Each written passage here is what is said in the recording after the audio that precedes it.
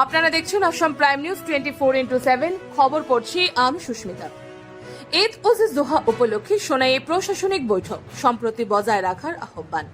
আসন্ন পবিত্র ঈদ উজ জোহা উৎসব শান্তিপূর্ণভাবে পালনের লক্ষ্যে শুক্রবার সোনাই রাজস্ব চক্র আধিকারিকের কার্যালয়ে এক সমন্বয় বৈঠক অনুষ্ঠিত হয়। বৈঠকে পৌরোহিত্য করেন সার্কেল অফিসার দিবাকর দেব। বৈঠকে ঈদ উৎসব সুষ্ঠুভাবে সম্পন্ন করতে পারস্পরিক ঐক্য, সাম্প্রদায়িক সম্প্রীতি বজায় রাখার পাশাপাশি গবাদি পশু সংক্রান্ত আইনের কঠোর প্রয়োগের উপর জোর দেওয়া হয়। সভায় উপস্থিত ছিলেন সোনাই পৌরসভার ভাইস চেয়ারম্যান শেখ শাহরুল আলম, প্রাক্তন চেয়ারম্যান আনোয়ার হোসেন, বিশিষ্ট নাগরিক অতুল শুক্লবৈদ্য, বাবুল আহমেদ বরভিয়া, আজাদ হোসেন লস্কর ও বাপ্পি রায় সহ অন্যান্যরা। এদিকে একই দিনে সোনাই থানায়ও ঈদ উপলক্ষে এক নাগরিক সভা অনুষ্ঠিত হয়।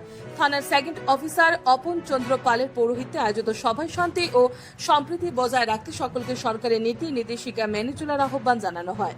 সভায় স্থানীয় জনপ্রতিনিধি ও বিভিন্ন সংগঠনের প্রতিনিধিরা উপস্থিত ছিলেন। Bureau report, Assam prime news 24/7।